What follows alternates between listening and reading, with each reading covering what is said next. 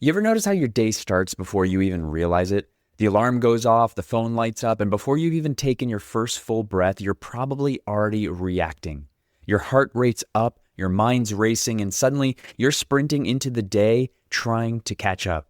Well, that was me for years. I'd roll out of bed already feeling behind. I'd scan emails, grab coffee, get the day going ASAP. And by the time I saw my wife, I had nothing left to give. What I eventually learned is this. The way you start your day sets the tone for how you show up everywhere else. If you begin in chaos, you carry chaos. If you begin grounded, you carry steadiness into everything that follows. Your work, your marriage, your kids. Today, we're talking about how you start your morning, not the productivity routines that business experts and influencers are pushing, but the kind that prepares your nervous system to lead well, to love well, and to stay connected through whatever the day brings. We'll talk about simple practices that calm your system, clear your head, and set you up to respond instead of react. I'll share about what my mornings look like. We'll look at what real men I've coached and friends of mine are doing in their mornings, the common reasons we avoid it, and the science that proves that even a small routine can change the course of your day. Stick around. You might start looking at your mornings and yourself in a completely new way.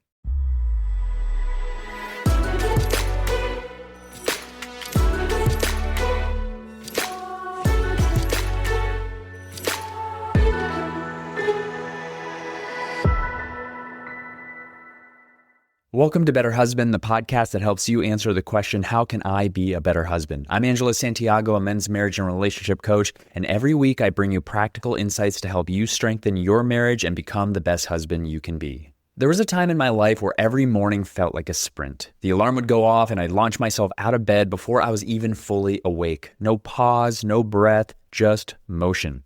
My feet hit the floor and my body was already braced for whatever was coming next. That pattern came straight out of my years as a firefighter. In that job, the sound of an alarm meant one thing: something was wrong. The tone would drop, the room would light up, and everything in me would flip into go mode. You didn't get to wake up slowly, you reacted. It was adrenaline, speed, and survival. And the problem is, when you live that way for long enough, it becomes your default.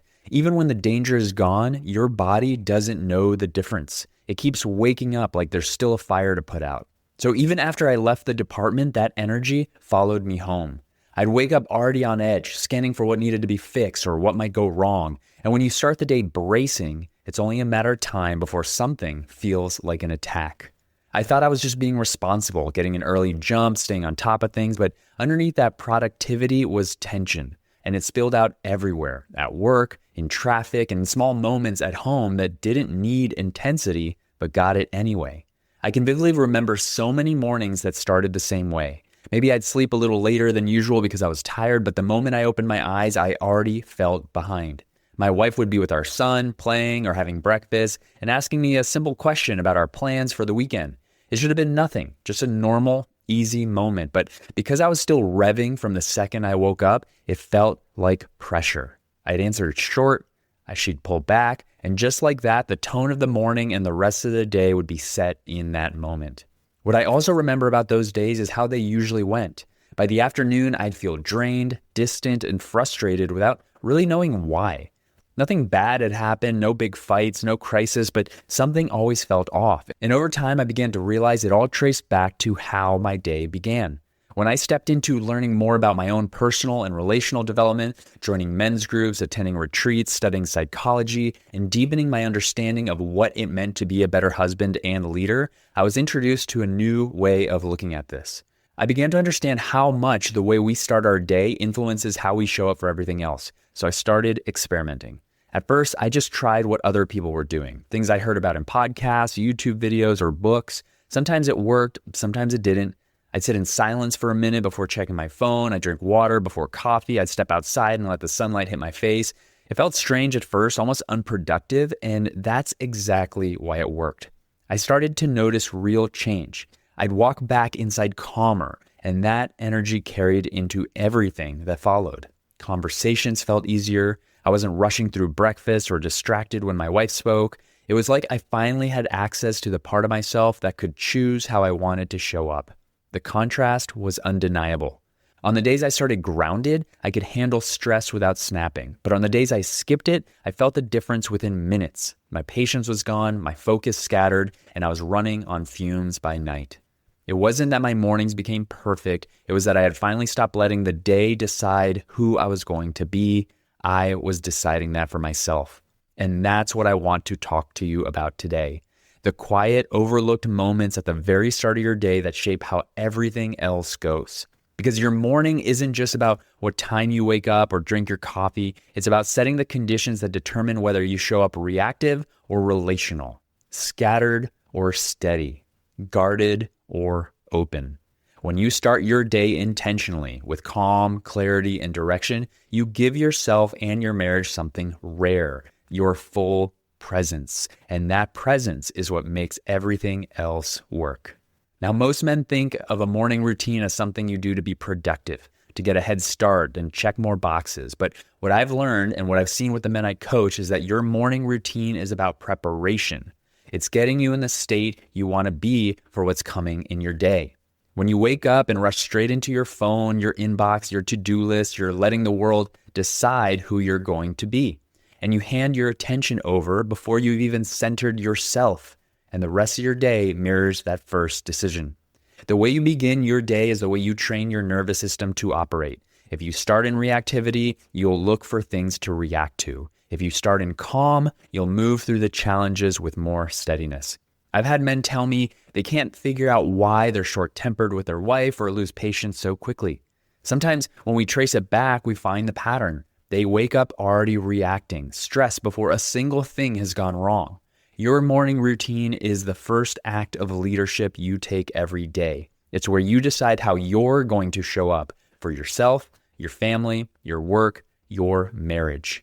I'm talking about creating space, even 5 minutes to regulate your body, clear your head, and remind yourself who you want to be when the world starts asking for pieces of you.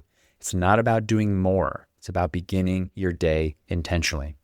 When I ask men how they start their day, most of them shrug and they think about it for a little bit and say, well, I wake up, I make coffee, sometimes I check emails. But when I ask them how they want to feel, the answer never matches their routine.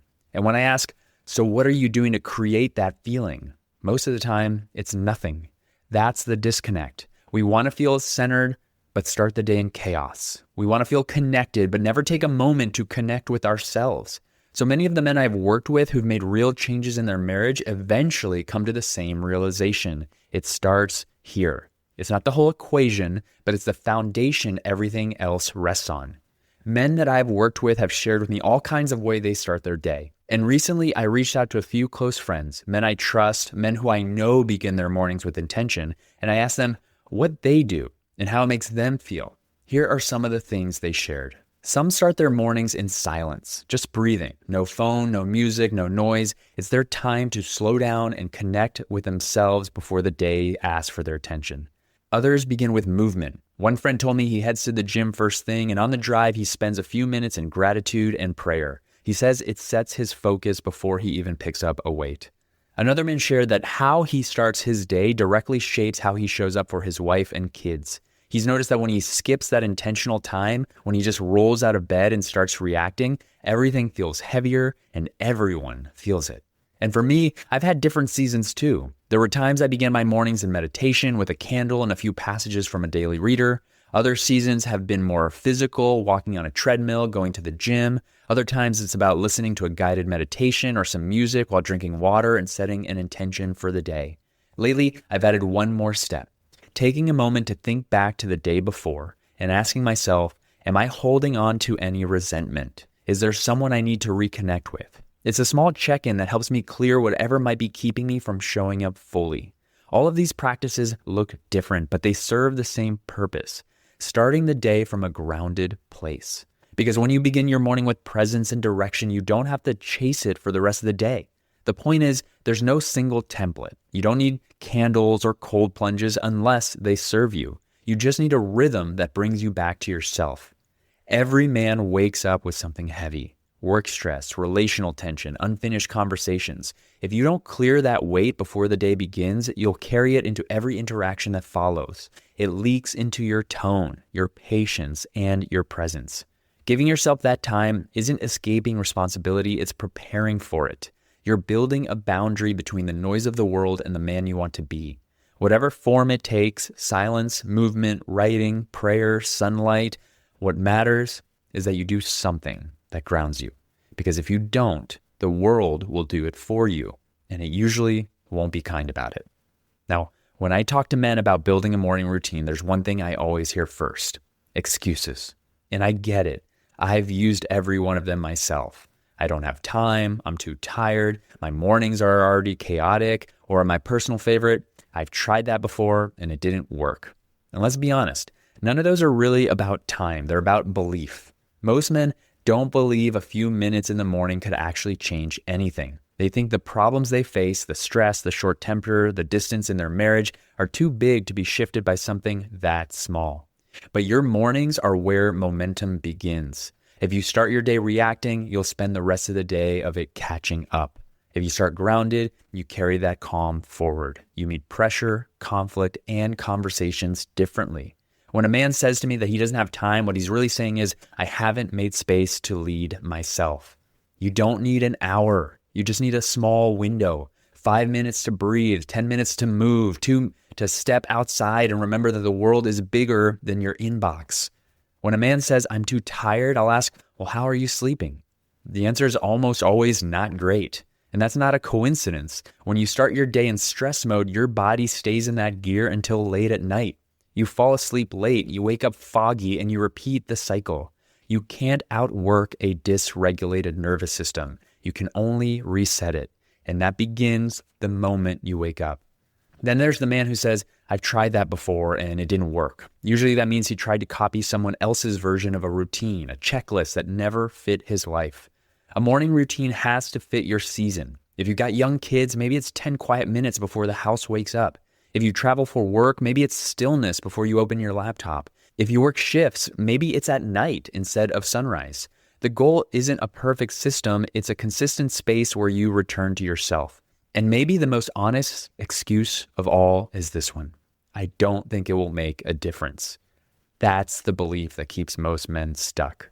If you've been living in stress or disconnection long enough, you forget what grounded even feels like. You get used to survival mode. You stop expecting calm. You stop expecting joy. You tell yourself, this is just the way life is. But it's not.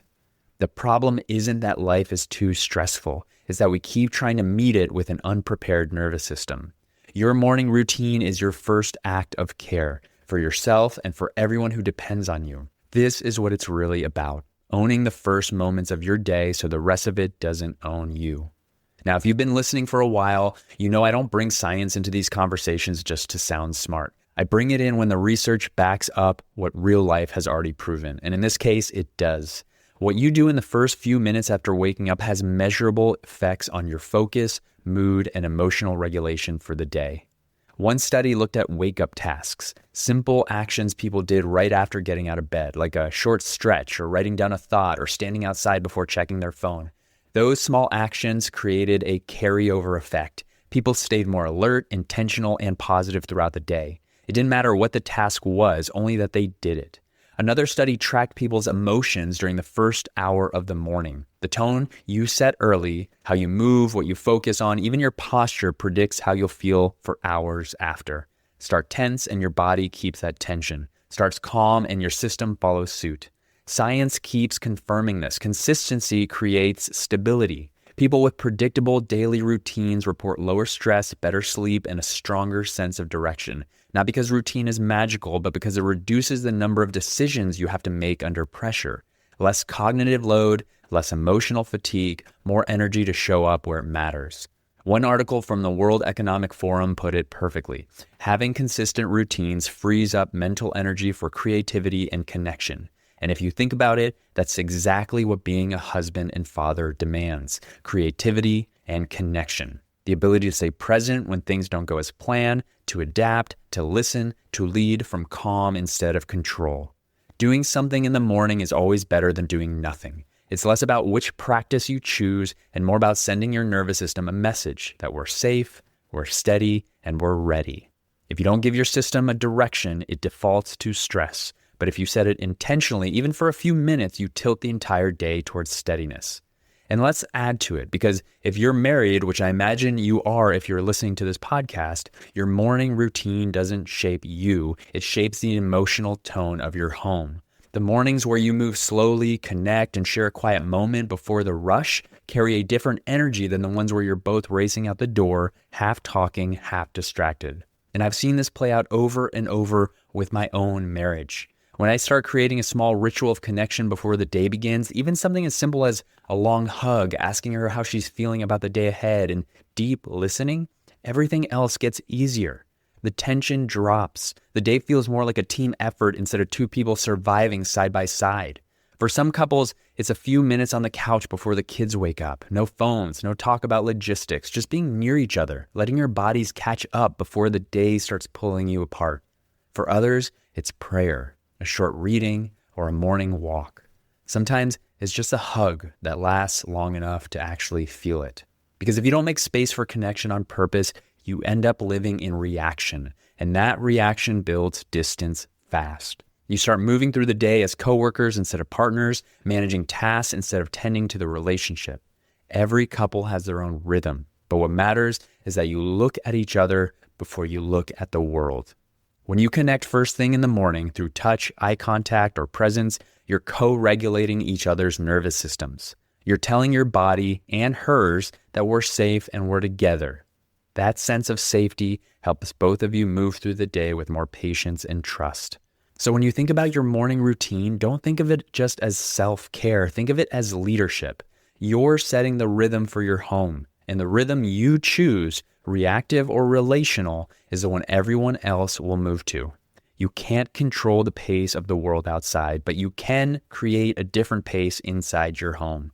That's how you lead as a husband, and it starts right here as the sun is rising and the day begins.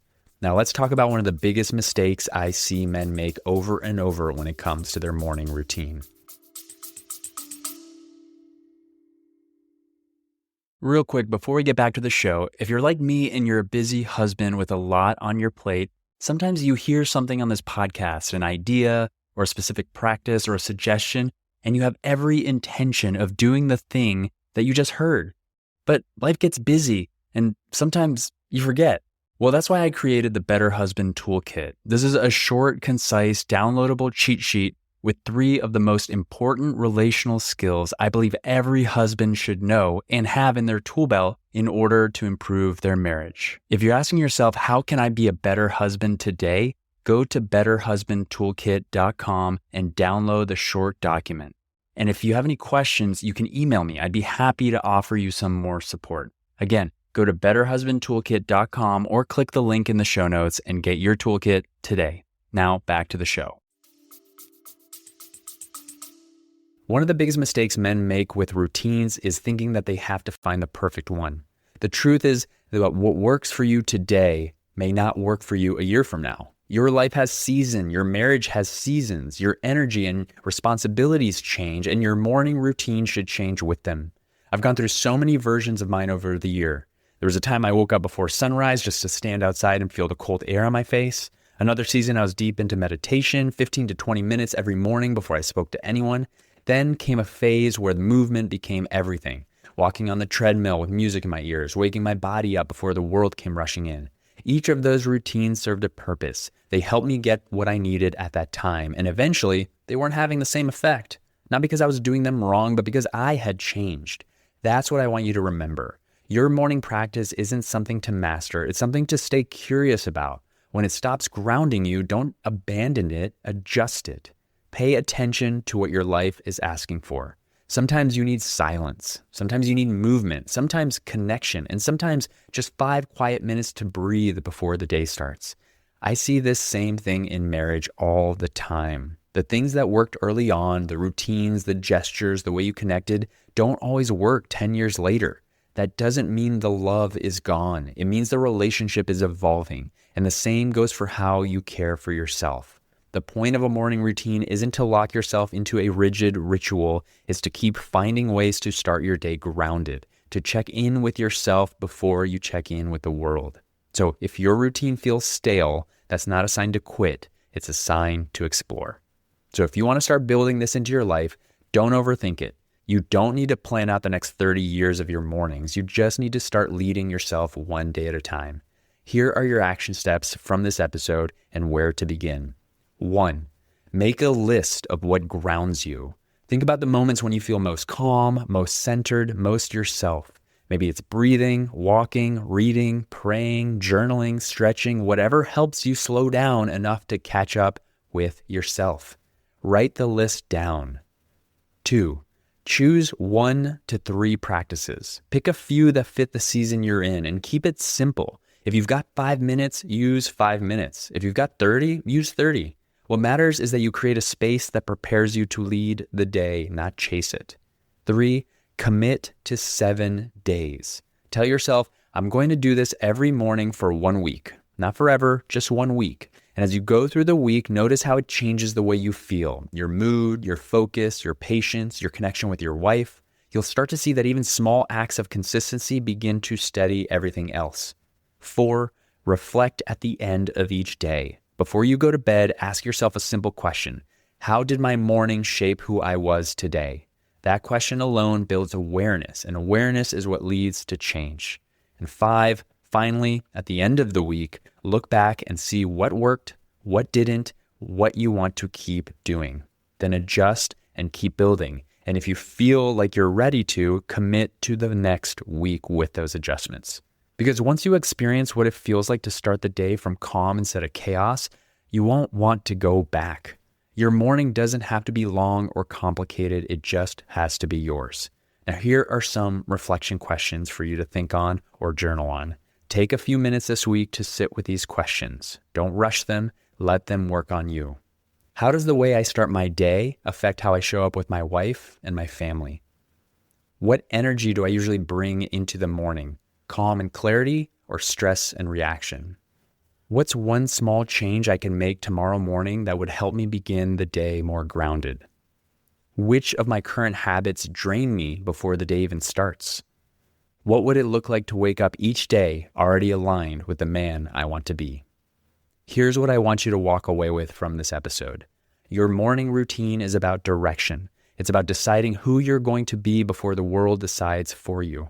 You don't need to overhaul your life to start this work. You just need to begin your day with intention. Because every morning gives you a choice to react or to lead, to rush into the noise or to create space for clarity, to start from chaos or to start from calm.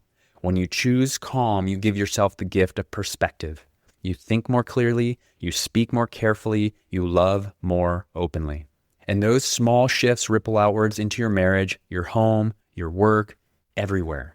So tomorrow morning, before you reach for your phone or start running through your list, pause. Take 1 full, deep breath. Remember who you want to be, and let that version of you start the day. That's where leadership begins. That's where presence is built. That's where better husbands are made. If you liked what you heard in this episode and you want to go deeper into this kind of work, the habits, the mindset, and the daily practices that actually help you become a better husband, then join me for the 3 Secrets to Becoming a Better Husband workshop. It's where I break down the core relational skills that every man needs to lead with calm, clarity, and connection. You'll also learn more about Better Husband Academy, where we go through 4 levels of this work together, layer by layer. What we talked about today, building habits and morning routines that set you up to lead from your best self, that's part of level 4 of the Academy. Before we even get there, we spend time laying the foundation, learning how to stay grounded, communicate clearly, and repair connection when things get off track. So if you're ready to start that journey, go to betterhusbandsecrets.com or click the link in the show notes. That's where it all begins. I just want to say thank you for listening and being on this journey of becoming a better husband. I'm Angelo Santiago. You're listening to Better Husband, and I'll see you on the next one.